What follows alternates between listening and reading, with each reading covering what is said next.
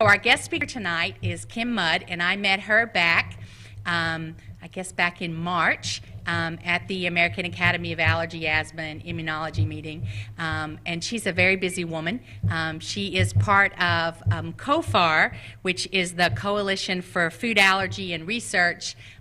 She's an incredible teacher. She had 29 different things that she was doing at the Academy meeting, and she basically is the head clinical research nurse for Bob Wood at Johns Hopkins. A little bit about her background, as I can't speak at this moment. She is the primary research nurse and program coordinator at Johns Hopkins. She also has a very lengthy biography and multiple publications. But one of the things that I like very much about her most when I met her is that she's very, very personable. She has a very good sense of people, and she has a great appreciation for the families and the difficulties that they go through struggling with food allergies, and so much at times the desperation that families have looking for an answer or some help. And I think many of the studies, as we'll hear tonight, that are going on at Johns Hopkins are very promising and encouraging and probably close to the word inspiring. So without further ado, I'm most excited to invite Kim to share with us her experiences at Johns Hopkins. Thank you. Okay, now I have to be fabulous after that intro, right? I'll work on fabulous. It's late in the day, but we can do this. So my name is Kim Mudd, and I'm the nurse. So we were laughing earlier. I was being introduced by my boss in front of very important people, and he said, "This is Kim, she's and I just crossed my arms and looked at him. I said, "I can't wait to hear this." And he got all flustered, and he goes, "Well, she's the doer." So apparently I'm the doer. So I want to talk about the studies that we're doing. We're going to talk about studies that are happening all around. You know, I think it's interesting. We don't own research at Hopkins. We think we do, but we do share. So I want to tell you what's going on, and then and we'll leave time for questions at the end as well. If I say something and you're like, "Excuse me, what?" let me know, and we'll figure it out. So the first thing we want to talk about the limitations. I mean, why bother doing research? Strict avoidance. Difficult to accomplish, isn't that nice? It's very difficult to accomplish strict avoidance. It has major impact on quality of life, you think. And there's significant nutritional risks. So the whole strict avoidance, not great. We could wait for the allergies to be outgrown, and some of them are. Soy, milk, egg, wheat, a lot of them are, but a lot of them are not. Peanut, tree nut, seeds, fish, shellfish, they usually are lifelong. And the milk, egg, and soy, we've actually gone back and looked at our kids. Now, again, we're a tertiary medical center, and, it's Hopkins. But when you look at our milk kids, we look at our egg kids, they're not outgrowing at 3. They're not outgrowing at 5. They're outgrowing at, like, teenage. So these are not necessarily waiting for things to just sort of fix themselves. Not a great approach. And then you treat reactions as they occur. Yes, but those, these reactions can be pretty significant. And really, is that really what we want to do? So let's talk about, moving on, approaches to research. What do we have to work with? We've got this anti-IgE. So IgE is the antibody that causes the reaction. It's just the culprit. If you can take that IgE out of the picture, maybe we can make things better. All right, there's an approach. Chinese herbal. This, I have to say, started at Hopkins because, it was kind of entire research. It's now being done up at Mount Sinai by Dr. Shuman Lee. Very non-traditional, and this is a very, very CAM approach, and it's working. It's cool stuff. Immunotherapy. This is what's hot right now. This is the start at a very small dose of something and build up over time and immunize people with intact allergens. You use milk protein, you use egg protein, you use peanut protein, intact. Or maybe modify those allergens a little bit. If you can't handle the whole intact peanut, what if we just give you pieces of it? All right, what if we take the milk and change it a little bit, make it not quite so allergic-y? Does that work? All right, well, let's look at that. Modified allergens, peptide vaccines, mutated recombinant vaccines. We'll talk about these in detail. And then what about, ingestion of extensively heated milk and egg? You heat the milk, you heat the egg, it changes the proteins. They're not as allergic. Maybe that will work. All right, let's look at that. So the approaches to treatment of food allergy, the key questions you have to ask before we start is the approach going to be something very specific to peanut, to Brazil nut, to shellfish, or is this going to be more global? We're just treating your allergies, all right? So is this a specific or more general approach? Is the treatment going to reduce the reaction severity or the risk of a severe reaction, but it's something you have to use all the time? Or are we talking cure? You do this, you finish this protocol, you're cured, all right? So what are we treating or are we curing? For immunotherapy, are we talking desensitization or true tolerance? I'm going to push that definition off a little bit because I have pictures that'll show what I mean when I talk desensitization or tolerance. But there's a big difference between those two, okay? Is it safe? It has to be safe. And is it feasible with general use? We can do stuff. We can do stuff. But can we do it in the public? Can we do it, is it feasible? Not everybody lives 5 minutes from Hopkins. So let's talk about the IgE one first. So this is old data. This is from, I think, 97. So this was the Tanox. I'm gonna take a chance with this pointer. I have a tendency to blind people. So you in front, watch yourselves. Okay, we go.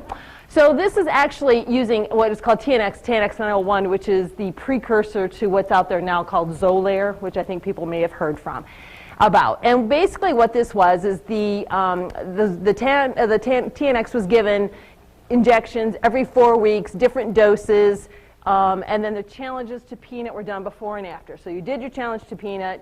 Everybody failed their peanut challenge. They got the TNX at different doses. Some people got nothing. Can you imagine getting all this and getting water? Thank you.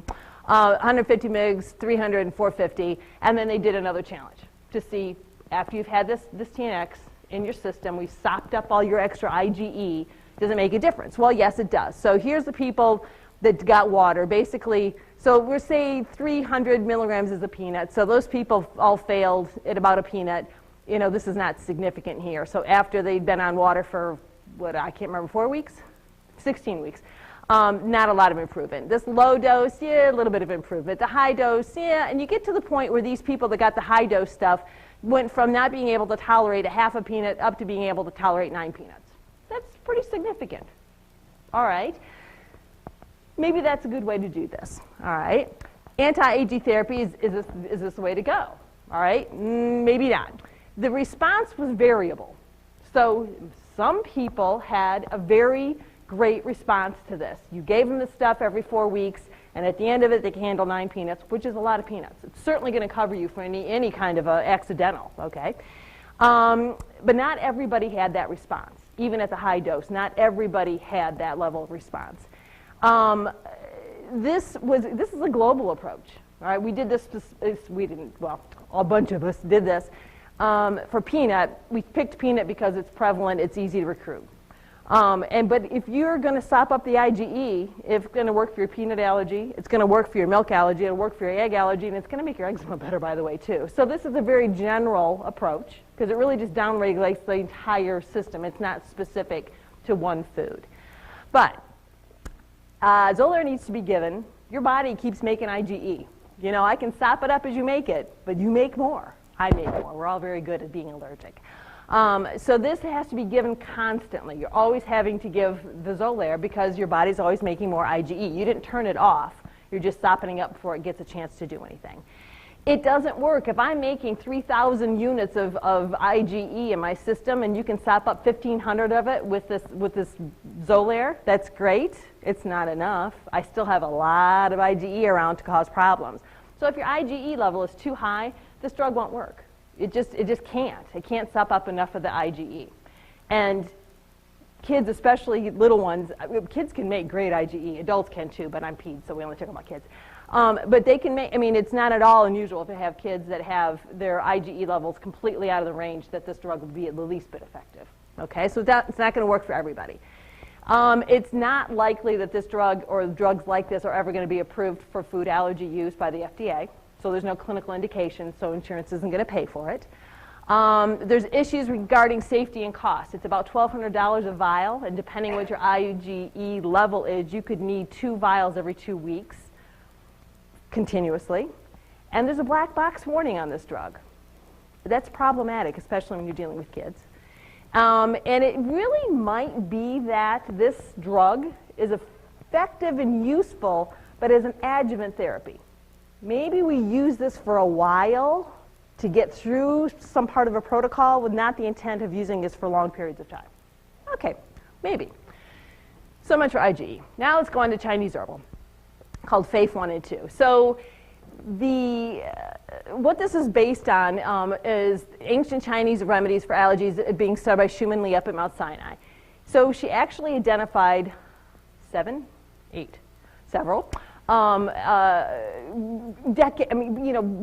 eons old Chinese herbal, they're herbs, they're actual herbs, and they've gone back and done the hard science, double-blind, placebo-controlled mouse challenges that they've gone through and looked at this on a molecular level and figured out exactly what these things look at. This has really been studied hard science. It's actually very impressive. It's very effective in mouse models. First off, they had to come up with a mouse model for allergy, which was hysterical. I'm sorry, these little teeny mice, and they're all peanut allergic. I'm not right, but it was funny. So when they got this mouse model going, they found that allergic reactions, when they challenged them again with peanut, again, it's not that the whole world's allergic to peanut, it's just that it's so prevalent, it's easy to use.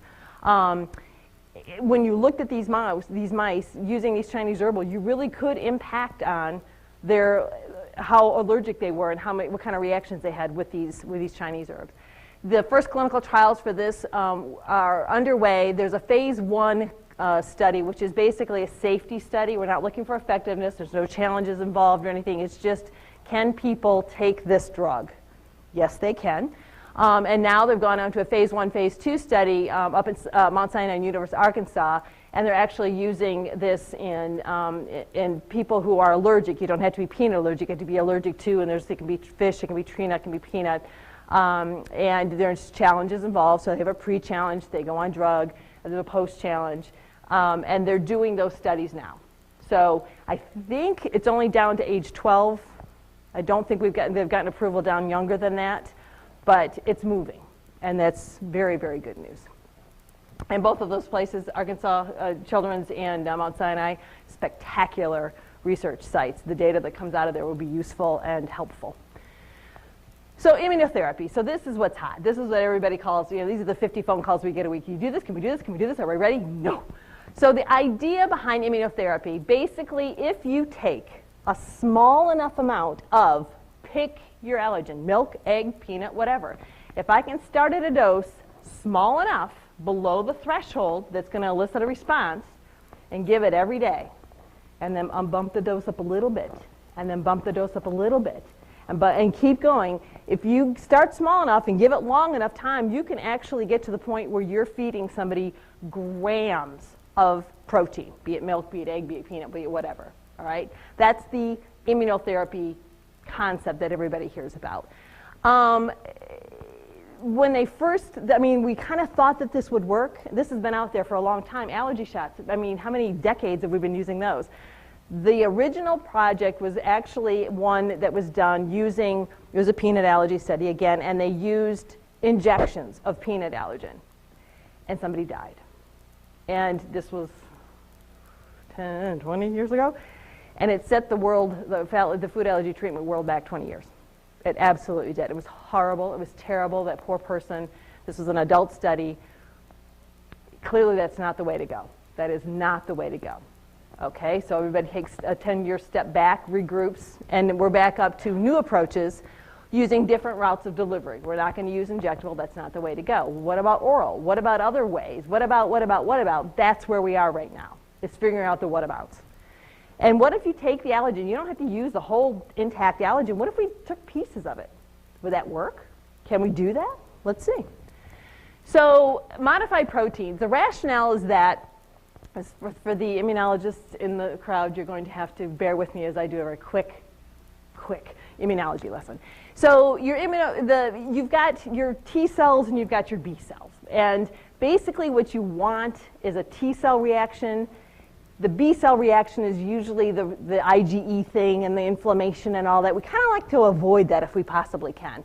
But if we can activate the other side and make the T cells work, the T cell side of the equation work, we think that's very effective. All right, so maybe we can figure out how to activate one side of the immune system, the good side, without activating the bad side, all right?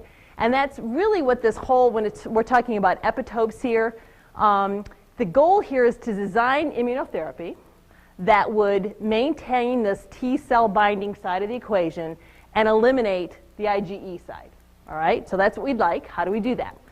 Isn't that nice? That's a very pretty slide, I think. So basically, this is a protein. So protein's a bunch of amino acids all strung together, and it has a 3D structure, and there's a lot to it, and they're huge, and they're all very interesting. So it's not only the sequence of amino acids in here, it's actually the 3D structure that is part of the reaction process, okay? So if I know enough about this protein, if I study it enough, I should be able to figure out where this part here or down here or over here, so not only the sequence but also the 3D structure, this is the part of that protein that initiates that IgE response. We don't want that, all right? Cut that part out. This over here, this sequence and this particular 3D structure, that's actually the part of the protein that gives us this T cell response, the T side of the equation. We want that. Okay, so let's cut this up and just take this little piece here. Let's use that as our immunotherapy. Does it work? We're working on it. So the challenge is, of course, figuring out these. This is a very, very oversimplified model. These proteins are gigantic, and trying to figure out which parts of them are actually significant and which parts are T cell and which parts are B cell and which are mixed. So there's a lot of bench research going on this, but it's a lot of work. So this is a good approach, but it takes time. Okay, so engineering recombinant proteins. So this, again, is a 3D structure of a protein. So what if we know this happens to be peanut? Let's say that we know that there's this site, and this site are the relevant sites. We actually are pretty sure we know that about peanut, AR1, AR2, AR3. Okay, so we have these 3 sites, and we think these are the relevant parts of the protein. The rest of it is not helpful. What if we know that this is really going to initiate that IgE response? What if we take that protein out and put a different one in? Just one. Or maybe we'll take this one out and put a different protein in. We'll just kind of fix it a little bit. We'll change one thing. It's one small thing. Does it work? Is it still peanut? Does your body still recognize it as peanut? Does your body still have a B cell, that anti-IgE kind of response to it? Or can you get not that one, but get the T side of that reaction to happen? So basically, this has been done. And when they talk about wild type, that's the plain old, the way God made it. And if you take the wild type and look to see how much IgE recognizes the plain old, 100% of it. IgE, you put anti-peanut IgE in a test tube with this wild type, and all of it gloms onto it and says, yep, that's peanut. So then we're going to mutate it a little bit here. This is actually mutant 4. And come to find out, only about 20% of the IgE recognizes that. The other 80% doesn't see it as peanut and doesn't glom onto it. And actually, this mutation here, like 1%.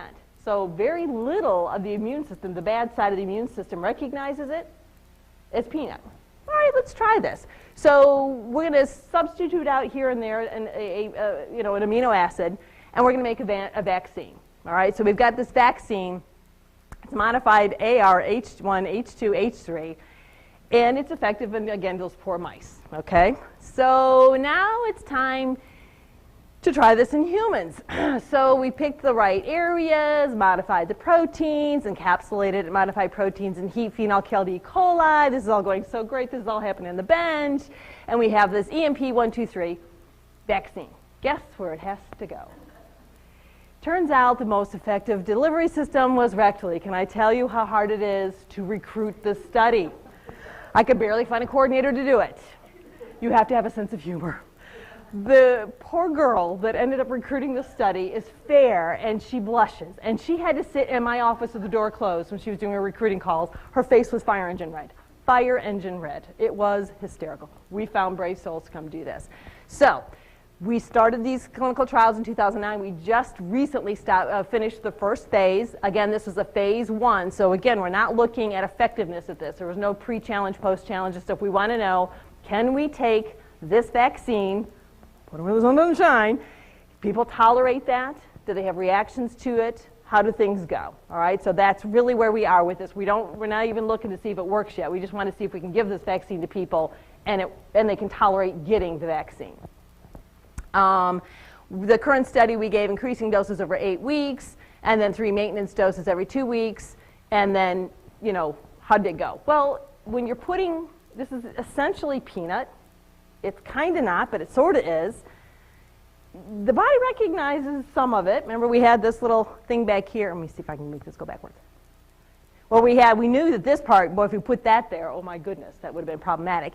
But we knew that this, you know, somewhere in here, we were going to have somewhere around 20 and, you know, 1% recognition, all right? So we did initiate a IgE response when we did the vaccine. So we did see some adverse reactions, all right? We're still going to probably go on to the phase 1, phase 2 next trial. So we'll likely continue looking at this. It's not perfect, but it might be part of the picture. Okay. Can I tell you how thrilled we are? Okay. And now we go back to using intact allergens. So now we've left the peptide pieces where we chopped them all up. We left the part where we re-engineered things. Let's go back to full, whole, normal, here's your milk, here's your egg, here's your peanut proteins. So oral or sublingual is under the tongue, immunotherapy. We call it OIT or slit for obvious reasons because nobody can spell this the second time through. Whoops, back. So this is the same concept, which is we're going to start with a teeny little amount. We're going to build, we're going to build, we're going to build, we're going to build over time. There's a ton of work over the past decades with the sublingual immunotherapy. A lot of it's in Europe, and most of it's with like ragweed and dust mite and stuff like that, so inhalants as opposed to foods. But the idea is out there, and it's been kind of worked on. It's not totally novel. There was several of the early preliminary studies using food looked pretty good. It looks like, people tolerated it, and you kind of got this, at least a short-term desensitization, okay? The question, there's significant questions, and we don't have the answers to these questions when you're looking at risks, feasibility, and the potential to include long-term tolerance. Let me show you where we are. When I get to the some of the schemas of the protocols, I can explain tolerance and desensitization a little bit better. Suffice it to say, we'd like tolerance, we'll settle for desensitization. So this was one of the very first studies done. This was done with hazelnut. This was done over in Europe. And basically, these people all received, they decided that they were allergic, various degrees of allergy, some of them not so allergic, some terribly allergic. They did with this rush desensitization. So what they a lot of times, some of these studies like put people in the hospital and they'll do a dose like every 6 hours and try to get them through the first few doses. Let's go, let's go, let's go. So that's what this rush desensitization is. And about 22 of the 23 people reached the maximum dose in 4 days. That's really hauling. That's dosing constantly, and you really do have to keep people under constant observation if you're going to go that fast, because you can definitely cause reactions. All right? So that's the rush desensitization. The people that actually got the real stuff, this is basically where they reacted, this is grams of hazelnut protein. So this was the pre-treatment reaction level, say 2.5. And after 4 days of this, they were able to tolerate, say 12 grams. That's a lot of hazelnut, by the way. And that's significant. That is a lot. And you look at the people who did this whole protocol and were on placebo, not a lot of improvement. Wouldn't expect it, all right? So 50% of the people in this group here actually could tolerate an entire 20-gram challenge. 20 grams of hazelnut is cups of hazelnut, more than you would ever run into. So this is really measurable and significant. Okay, it's hazelnut, but okay, it's a place to start. So based on this, we did a study at Hopkins using milk. And this, the complaints that have been about some of the other studies is that they weren't rigorous enough. There were small numbers. How do you know they were really allergic? These sorts of things. So this was a well-designed, well-implemented study. These were kids. The children had persistent milk allergy. We knew they had persistent milk allergy. So it wasn't you had positive skin test, you had positive RAS, and once when you were 2, you had some hives. These are kids with persistent milk allergy. We used Carnation Instant milk powder. That was what the treatment was, okay? Day 1, brought them into the hospital, and we started out with 0.4 milligrams of protein, which is you can't hardly even see, and built them up to 50 milligrams, which is about a third of a teaspoon of milk. So every dose every 15 minutes, you're standing there with that bee in your pocket, and over a period of a day, we got them up to that 50 milligram dose. They went home on that dose. Oops, come back here. You, thank you. They went home on that dose and took it every single solitary day. And then they came back every week or so, and we went from 50 milligrams to 100 milligrams, from 100 milligrams to 150 milligrams, to 300, to 500. So over 8 weeks, we got them from 50 milligrams up to 500 milligrams of milk protein. Again, they're taking this at home every single solitary day. They come to the hospital every week or so. We do an observed updosing visit. They tolerate 150. You send them home on 150. They take 150 milligrams every day. Come back in 2 weeks. We take them to 300. This is very, very time and labor intensive. Plus, they're taking these doses at home every day. Okay? Once we got everybody up to this 500 milligrams, then they went on this maintenance. All right? We know that just getting them up to this dose as of Wednesday, that wasn't enough. We knew that. So we knew that at some period of time they had to stay on this dose, this maintenance period. We don't know how long this maintenance period should be. 5 weeks? 5 years? 10 weeks? We don't know. This was a convenient number. So they stayed on the maintenance for 13 weeks. What we were looking for in this particular study was what's called a change in the threshold dose. So I do a challenge, you react at this dose. We do a milk challenge, double-blind, placebo-controlled food challenge. 1 day's placebo, 1 day's milk. The only person that knows is the nutritionist. So I know that you're going to react at 50 milligrams of milk. Okay, great. We do this whole process, and we do the same challenge again, double-blind, placebo-controlled food challenge. And what we want to see is that now, instead of reacting at 50 milligrams of milk, you can actually tolerate 250 milligrams of milk. Or maybe even higher, because you've been home on 500. Turns out that these kids could actually handle grams of milk after they've been on treatment for 13 weeks. Everybody, because this is Hopkins and we have to, everybody, you know, we keep talking about placebos. And placebos are a vital part of research. You cannot do research without a placebo. That's the sham group. That's the untreated group. We have to have placebo. It doesn't mean anything if I can't compare it to somebody who hasn't been treated.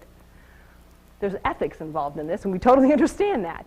So anybody at Hopkins that's in a study that ends up in the placebo group has to be offered the opportunity to go back and start over and do the whole thing, what we call open label. All right, so all of these kids, anybody who was in the placebo group for the first phase, when we unblinded and figured out who was active, who was placebo, they all got the opportunity to start over at the beginning and do the milk, the actual milk therapy. All right, so we actually have great numbers because some of those kids actually are in the study twice.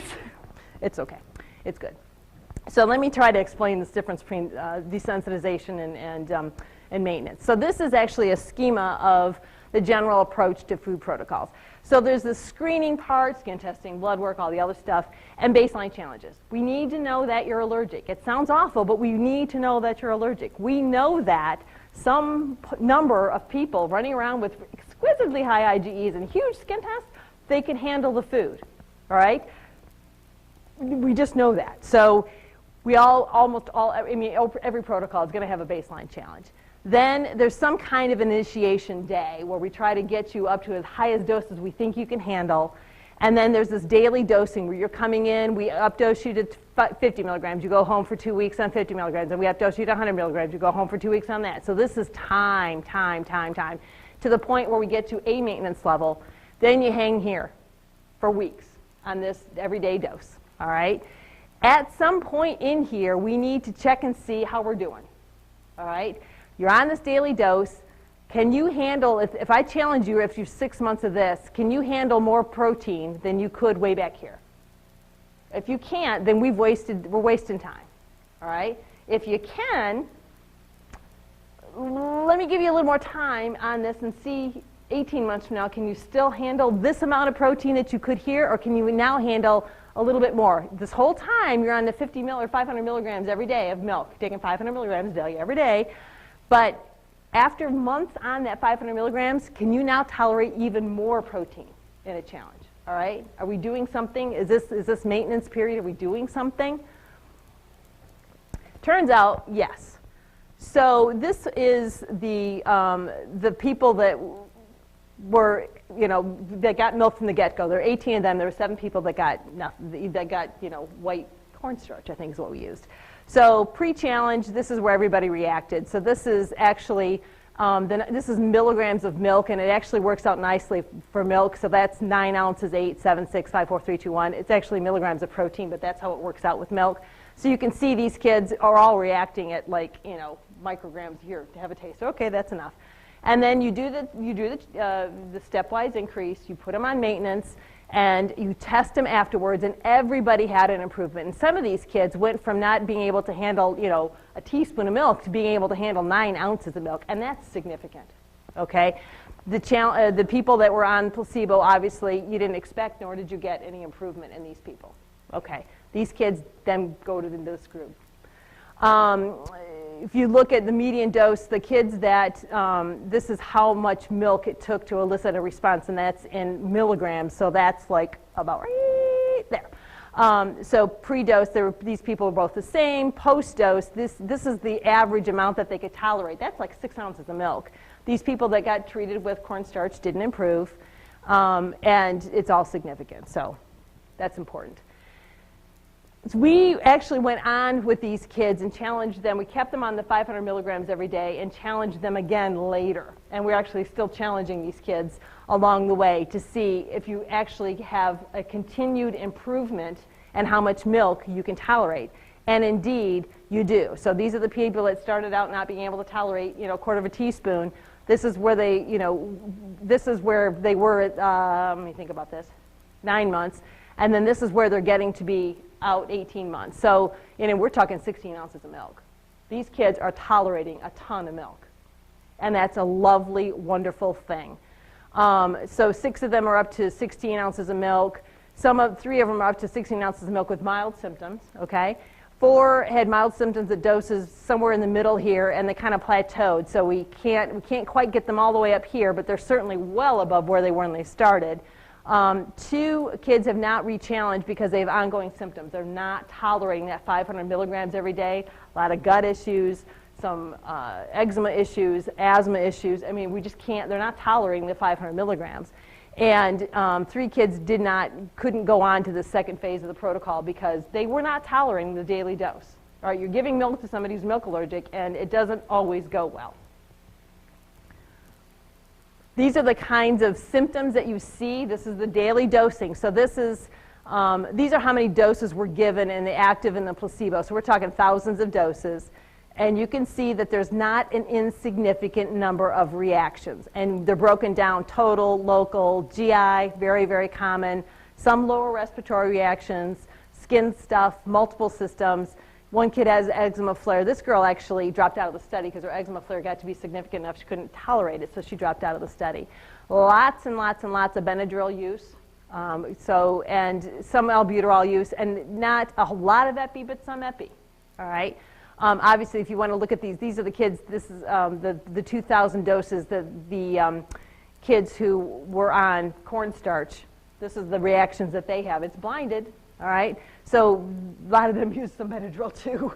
This is why we do science. This is why we have a placebo group. I need to know that this number is lower than this number, but it's still not 0. All right, these people thought they were being treated, and they too ended up having reactions. Okay.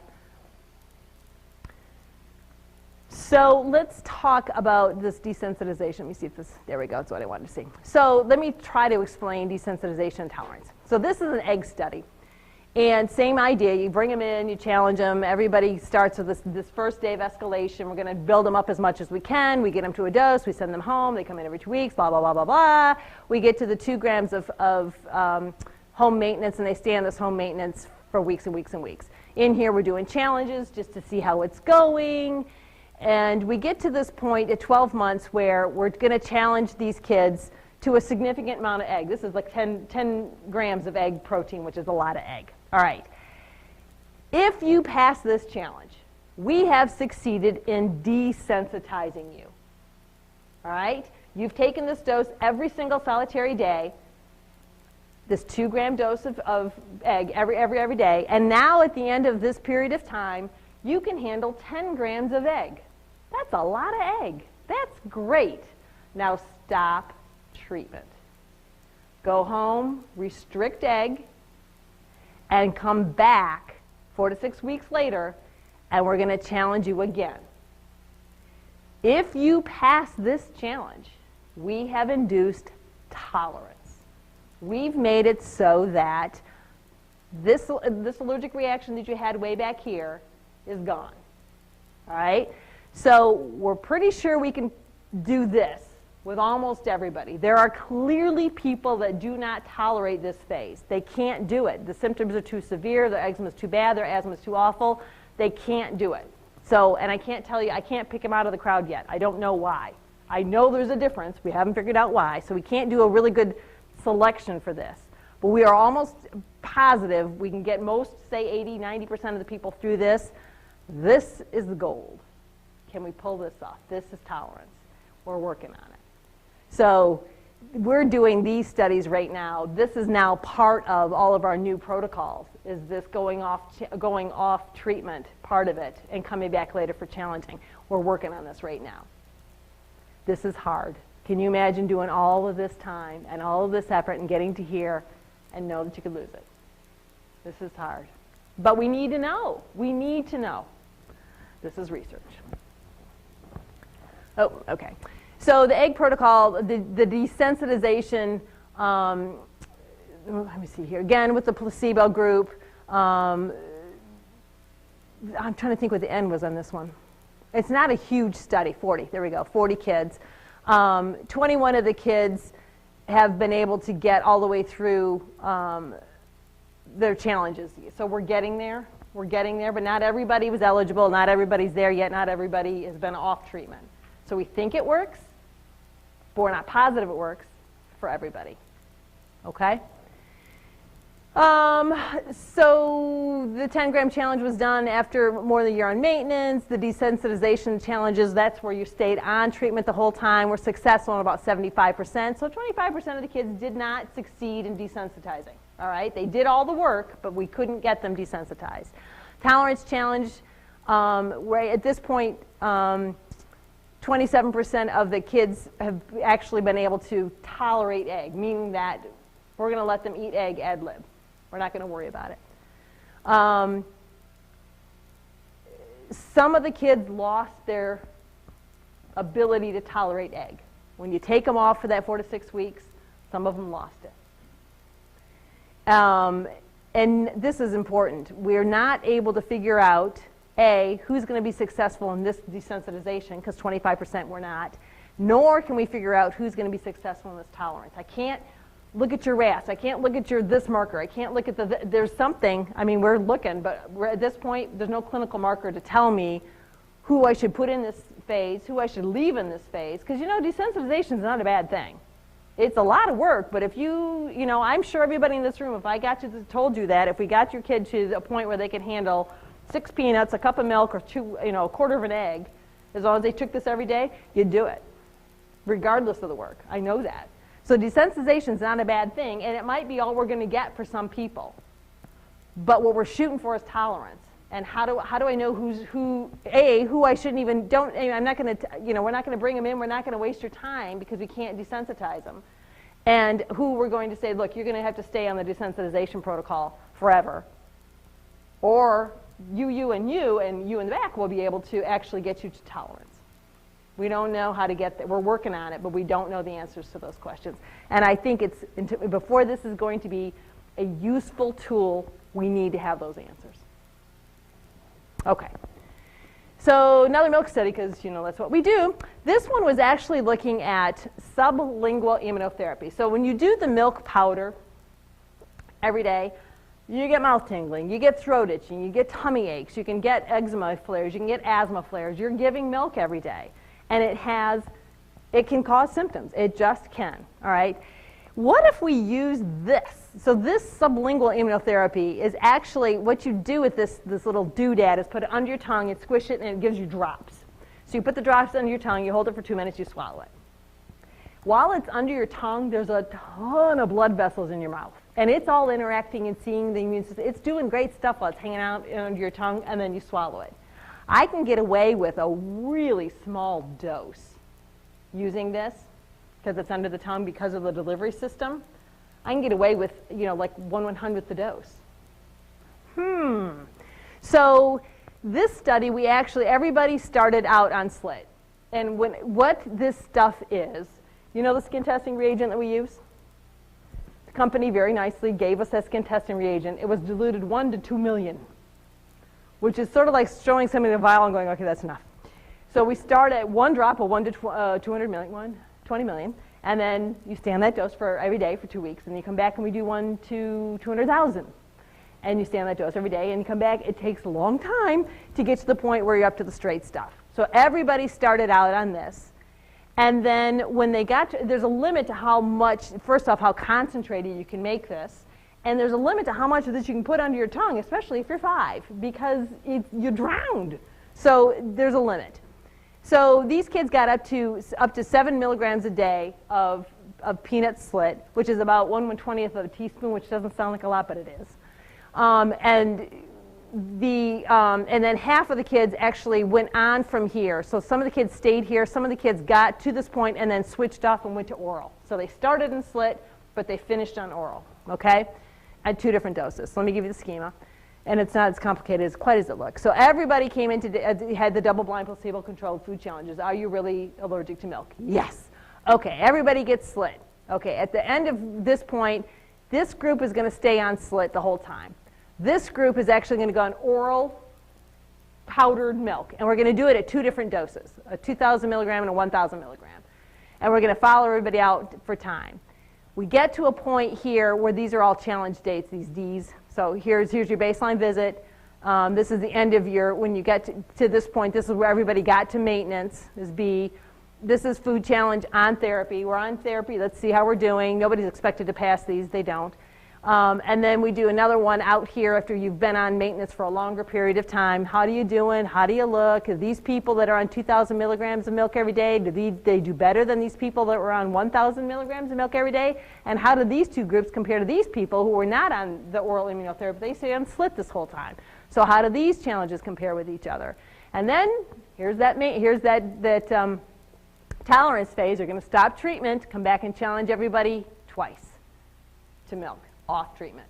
All right, so this is the study schema, and we're working on it. Let me see what I have. So at 1 year, this is ongoing. We're doing this as we speak. So this is the group that was on slit. So at the end of, let me give you the time frame. Go back. Where are we at T4? I think we're here. Give me that. There we go. I'm terrible with these pointers.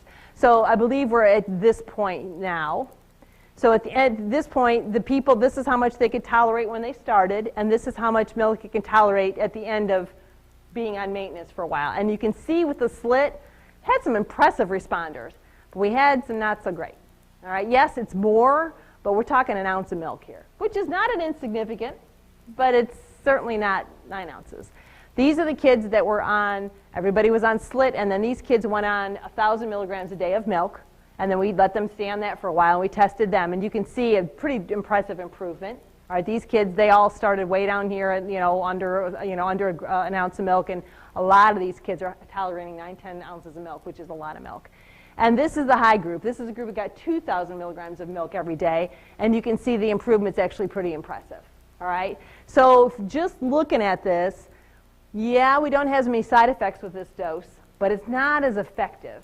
And yes, you have more side effects with the oral immunotherapy, and you're actually going to have more side effects with here because you really are giving more every day and it takes you longer to get there, but the outcome is better.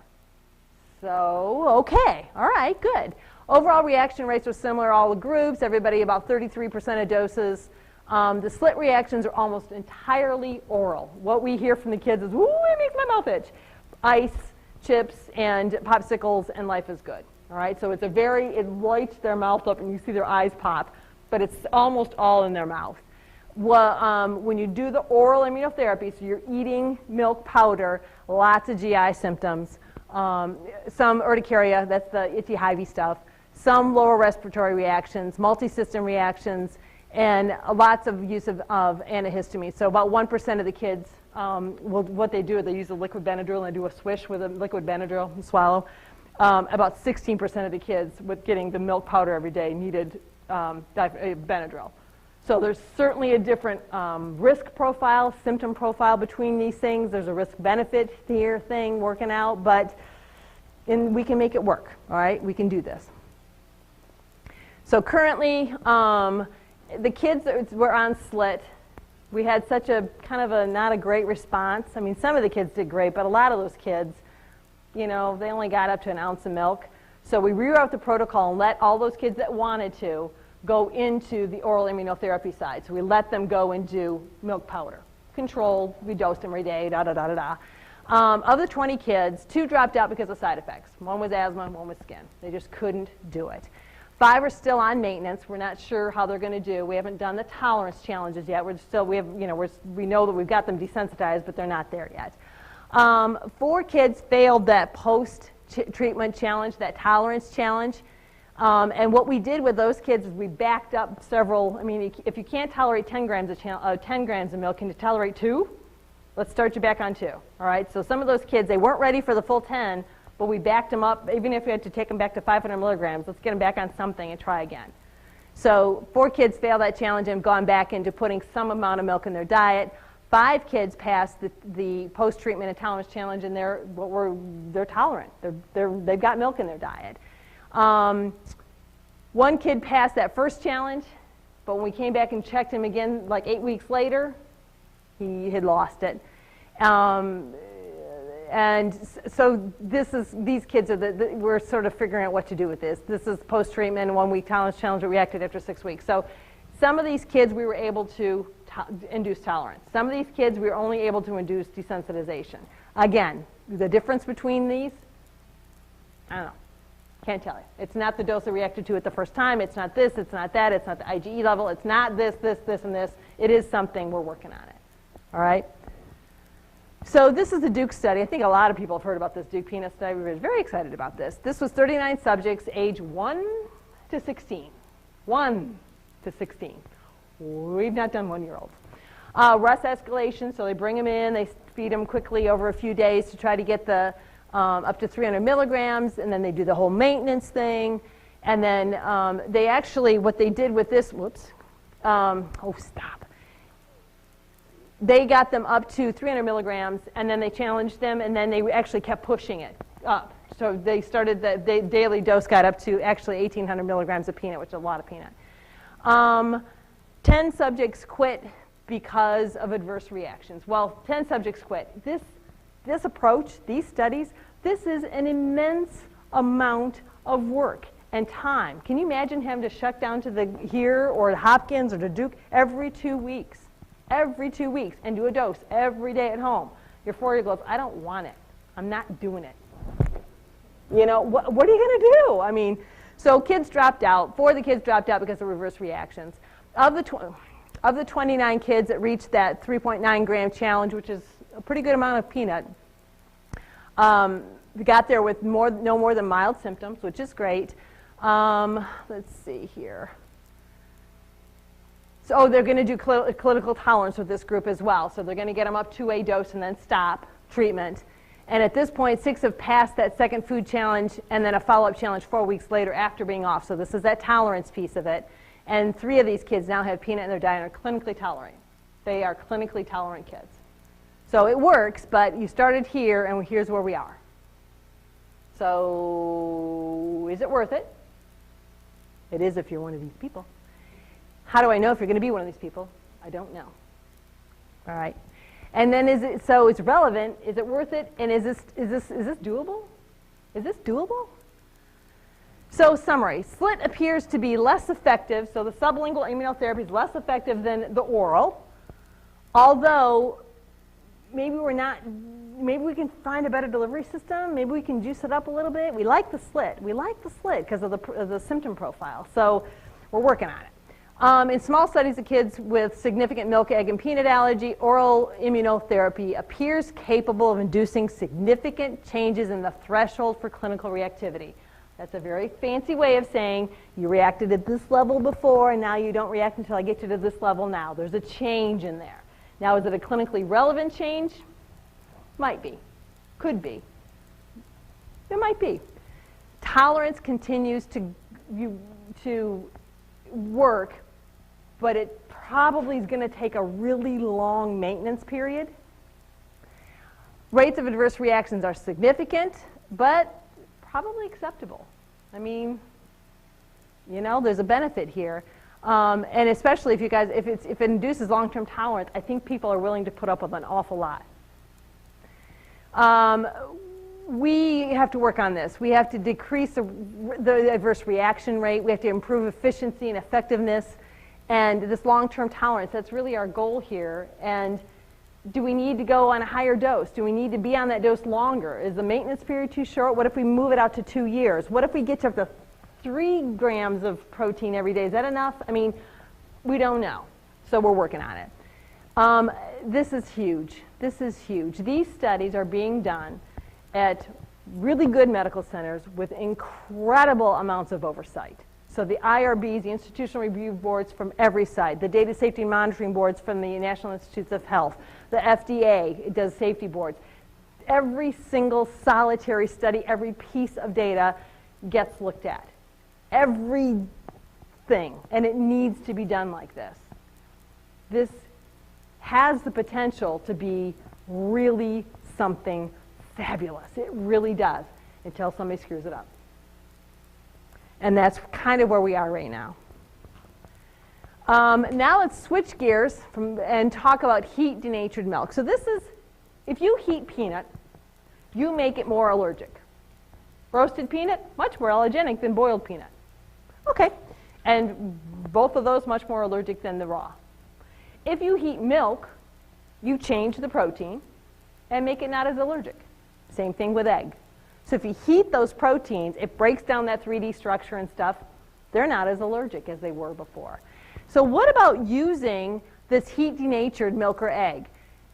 So this, if you look at your kids that are allergic to milk or egg, there's this group that are really allergic, persistent, they react to egg. I don't care if it's cooked, it's raw, it's whatever, they're going to react to it. Then there's this group that's kind of easier to outgrow. They don't react to the excessively heated baked products, especially at lower doses. And what we want to do is move the kids into this group, okay? How do we do that? So with these kids, there's a whole lot of kids out there right now that are doing a strict restriction of milk and egg who could, watch my lips, probably tolerate baked milk, baked egg. Do not do this at home. This has to be done under observation, okay? It can be dangerous. Challenges, home challenges, make the nurses crazy, okay? Not to be tried at home. Reality of the situation is that we're finding that there's a lot of kids in this group, which is fabulous, fabulous, okay? What we're hoping is that maybe there's some of these kids who are not ready for French toast or pancakes or waffles, but they could handle like 1/16 of an egg in a baked product that's in the oven for an hour. They might be able to handle that.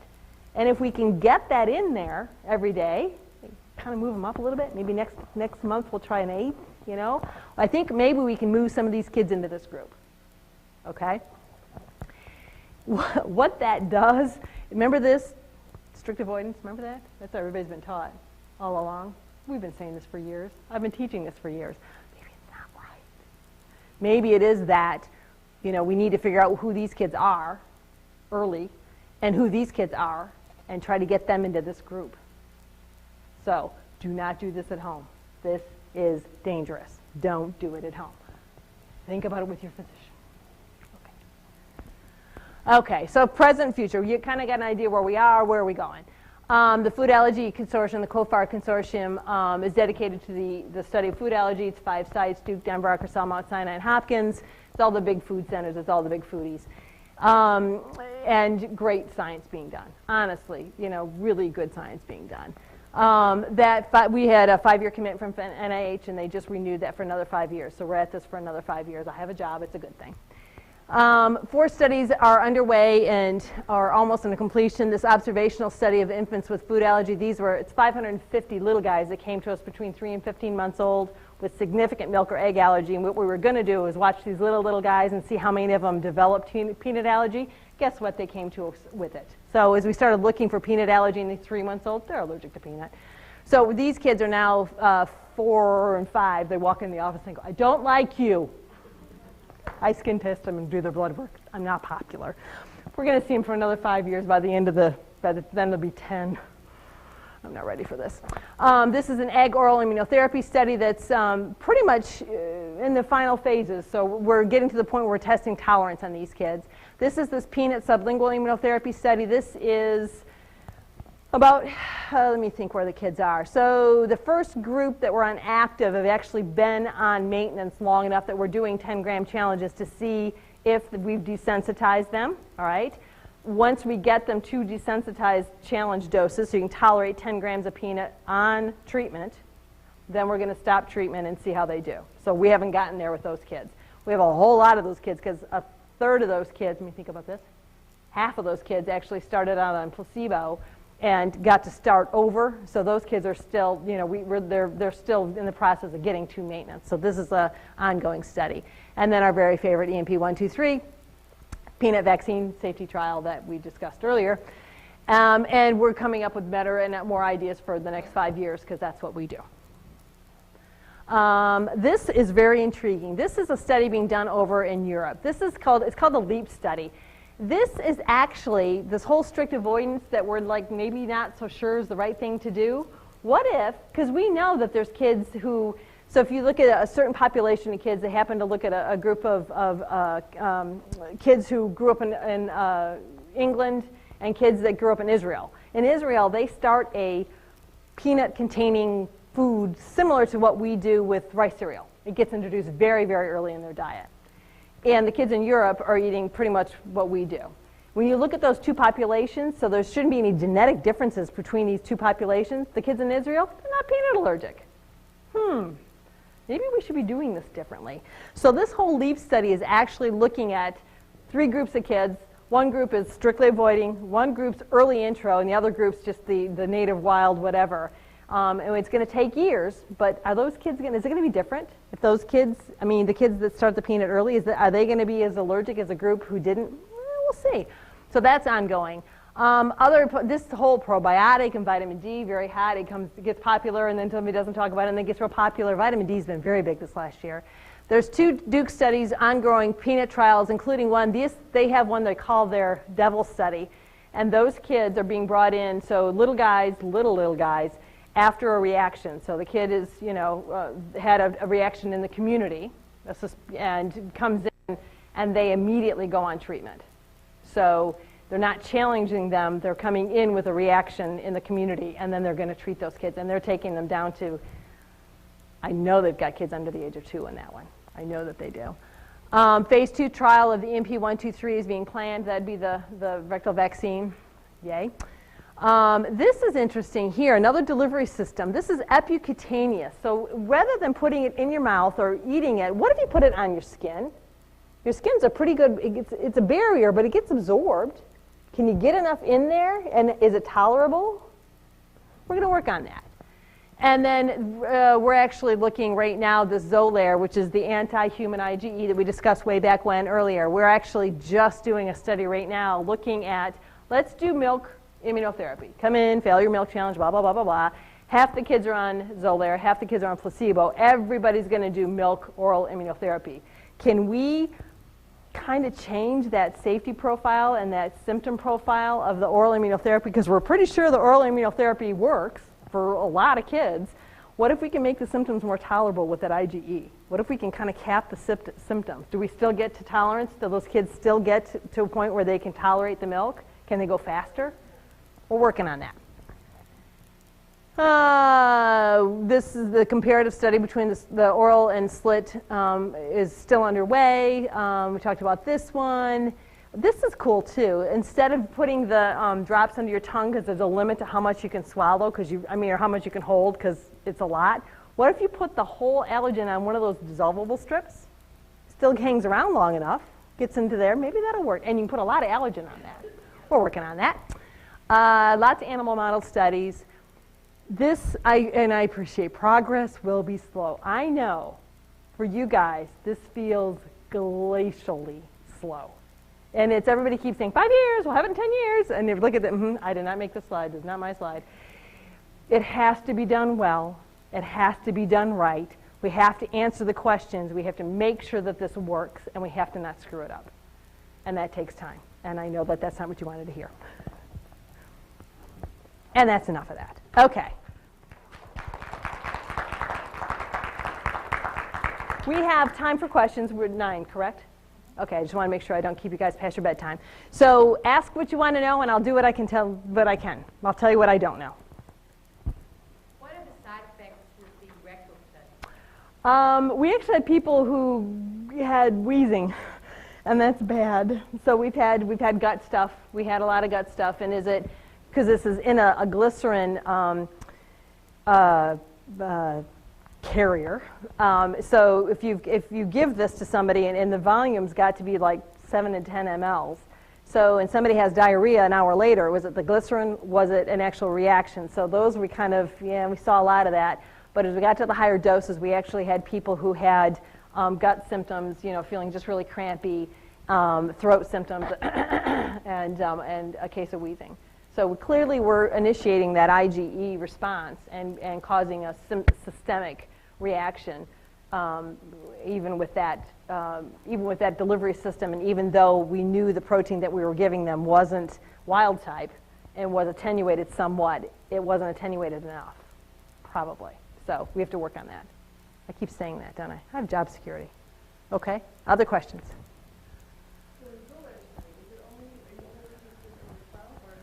The Xolair study that we're doing right now, the Xolair, the FDA has been very, very careful with, for good reason. This study that we're doing goes down to age 7, which is the youngest indication that we could get from the FDA. And it's, we have an incredible support for research. We just do. And I can't tell you how lucky we are to have that. And we have families who are willing to come in and do the Xolair shots and do the milk oral immunotherapy, knowing that half of them are going to be getting not Xolair, but placebo. So, but everybody's getting immunotherapy. But down to age 7 is as young as we could get the FDA to approve, which is appropriate. Kind of on a general basis, how many people do you screen per week? How far do people come from? How do you get included in a study? Good point, okay. So the interest in, in being in studies, I'm not kidding when I say the phone rings 50 times a week. And we have people calling from Australia, England, everywhere, wanting to be in a study. And because it's out there and people are desperate, and we get that. We keep lists and lists of milk allergic, peanut allergic, tree nut allergic. We have lists that are hundreds of kids deep of people that we know are interested in food allergy projects, and we have an hour or two actually of the Baltimore metropolitan area. That's a safety thing. I can't have you in California and you're having a symptom or you're having symptoms. I need to lay hands on you. So we keep it within 2 hours of the Baltimore metropolitan area for our studies. Other sites, I know that Arkansas has to actually do 4 hours because they're in the middle of nowhere. But there's a significant safety issue with this, and we need to be able to see you. So if there's a problem, I need to lay hands on you. So 2 hours within Baltimore metropolitan, we keep lists. I will tell you what happens. We get to, the Milk Xolair study. There were 240 kids on that list of people that had expressed an interest in being in a milk study. Now, not everybody's the right age, not everybody. This one, you actually have to have the right IgE level, because remember we talked about earlier that Xolair can only do so much, and if your IgE level is 3,894, I can't fix that. So it has to be kids with the right IgE level. They had to be the right age, so I took that list down a little bit, but there's room for 30 kids. These are small studies. These phase 1, phase 2 studies are small studies. They're not the big phase 3 studies with hundreds of kids in different sites. That's not what tertiary medical centers do, and we're not there yet. We're trying to figure out how much, how long, what dose, how long do you give it? Do I give it orally? Do I rectally? We're trying to figure that out. We're not to the point where, all right, we think this is where we should be, and we think this is how long it should be, and this is where we should be. Those are phase 3 studies, and they're years down the road. So 30 slots, 200 kids, we go to lottery. I mean, that's what we end up doing. And I know it's frustrating for people because I hear it every day. I know how frustrating it is. But this is research. These are phase 1, phase 2 clinical trials, and we're trying to answer these very, very basic questions, and it's not ready for prime time yet. But on a positive note, that's 30 kids that families. Think about how far we've come in 5 to 10 short Absolutely. years. Absolutely. I remember very well the peanut allergy death. I believe it was 96. Okay, I think that's remember. And just as a comment point here, it truly did set back food allergy research 5, maybe even 10 years. And that's one of the things that the physicians have talked about at our national meetings is that while we're also very anxious to have the cure or the answer or to have, studies of thousands of children, the problem is that we get 1 or 2 deaths from any of these studies, and once we're again, done. we could shut them Done. down and put us Yep. back 5 to 10 years. Yep. So as much as we want it now, we do need to drag our feet a little bit to make sure there's safety. But gosh, on a positive note, look how far you all have come, and other national centers, in 5 to 6 short years. I can tell you from my national meetings that I go to every year, 6 years ago, we weren't talking about split at all. And now it's like, wow.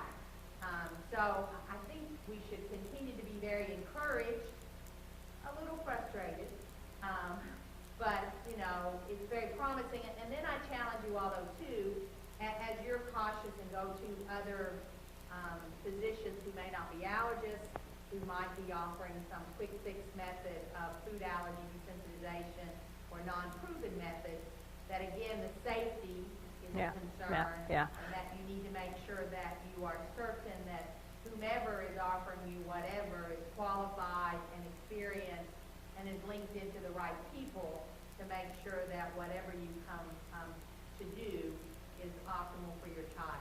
Safety is our number 1 concern. It just is.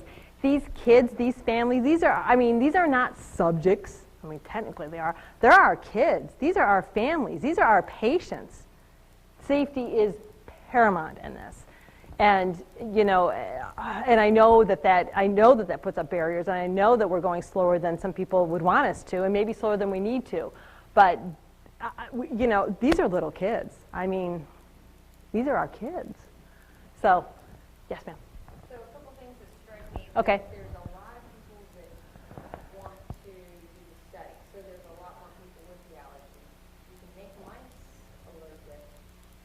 Any research or thoughts going into how come people are getting allergic? So the question is, we have a lot of people, interested in studies because there's so many people who are allergic. And, there's plenty of data out there that, the absolute, what we call the incidence, the amount of people who have these allergies, get these allergies, who become allergic, it just keeps going. It's growing, it's tripled in 10 years, well, 20 years, doubled in 10. It's truly, and it's not just food allergy, it's asthma, it's hay fever, it's eczema. We have a lot of allergic atopic people. We just do, and we make more of them every year. Why? There's a hygiene hypothesis out there which works as well as anything, which basically says you have this very functional immune system that's protecting. It's supposed to be, really, all an allergy is an overactive immune system. It's really trying to help. You take that functional immune system and you give it nothing to do. We have clean water. We have vaccines. What's the immune system supposed to do? Where we see that, and where I kind of get that this might be part of this, it's not one simple answer. We have families where mom or dad, or maybe mom and dad, were born in India, Asia. They weren't born here. You're born in many parts of Asia. You better have a functional immune system because you're going to be born at home, and when your feet hit the ground, you better have a good immune system or you're not going to survive. Those kids have functional immune systems. Take that family, move them to the U.S., mom delivers in a very sterile OR. vaccine, clean water, the whole 10 yards. Those kids, that's an immune system ready to go, and you give it nothing to do. Those kids, I can't tell you how many of those little guys we have who are exquisitely allergic. You know, IgEs in the thousands. Those kids are living on Neocate until they're 10 years old because we cannot get a protein in them that their body doesn't react to. So, you know, that's probably a piece of it, this whole hygiene hypothesis, certainly a piece of it. Now, do you go feed your kid a pound of dirt? No. But it's a piece of this. It's not that simple. It's not just one thing. But it certainly is part of it. Yes?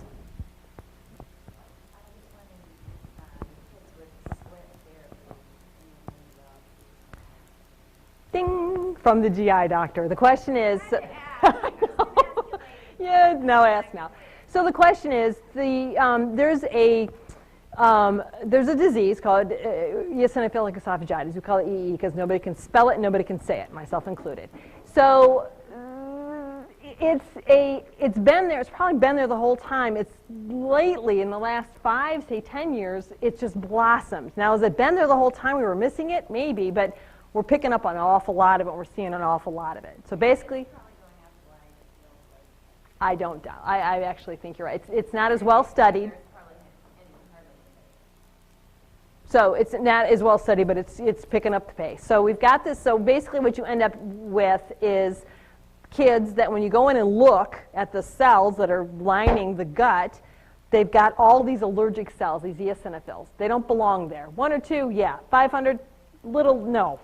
And it's problematic because you can get strictures where the kids can't swallow food. There's inflammation in there. Their stomach and their gut hurts. They're not great feeders, not great growers. It's not an insignificant thing. It's huge. It's something to be avoided. We know food plays a part in that. We're not sure where or how, working on mechanisms and stuff. It's not clear.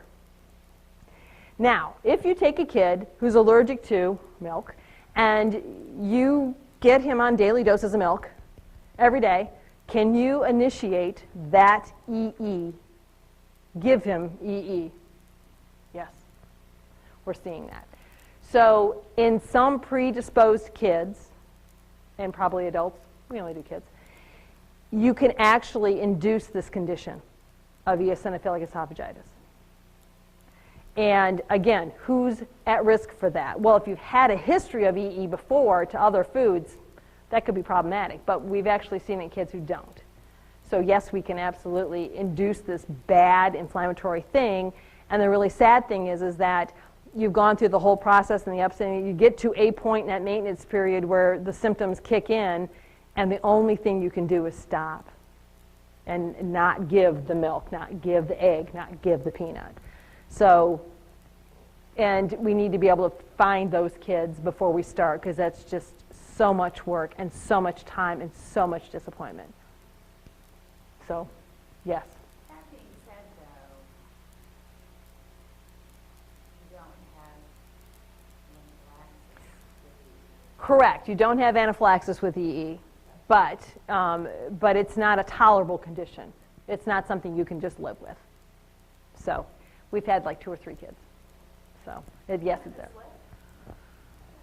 Not so much with slit, oral immunotherapy. So, but we haven't done that many slit kids. We just haven't. So, and maybe with a longer dosing. Well, and if you have higher dose, then Yeah, exactly. It's probably dose related. Yes, ma'am.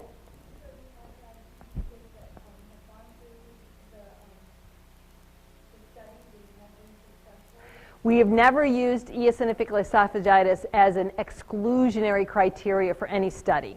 So have we had kids who had EE in the studies? Probably, because we never excluded those kids. It's just not been an exclusion criteria. It might be in the future. It might be. But I'm not sure about that. I don't know about that. So yes, I know we have had, there's just no way we haven't had kids with EE who have gone through this. There's just no way. But because we don't exclude them. You know, and I say exclusion, it sounds like you can't come to my party. When you do a protocol, you write inclusion criteria and exclusion criteria. And that's part of your safety, and it's very much something that all of the data safety monitoring boards and the IRBs, and everybody looks at that. You know, what we have had to do is exclude people with really bad asthma. If you're, you know, if you need more than 500 mics a day of Flovent to control your asthma, we're not doing food studies. It's just, it's dangerous, and we're not, you know, those kids have been excluded. So there is exclusion criteria where if you've been on prednisone in the past 6 months, you can't come into a food study. If you have a history of reacting to Xolair, you can't be in this study. I mean, it's safety stuff. So we haven't, so far there haven't been studies. The whole EE thing has not been an exclusionary criteria. Whether or not that becomes one in the future, it depends on how this all shakes out with these phase 1, phase 2 clinical trials. There's a question in here? Okay.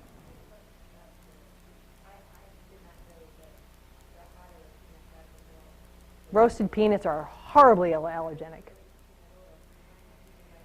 So the whole peanut oil, soy oil, the whole oil thing. So the vast majority of the oils that you deal with don't have protein in them.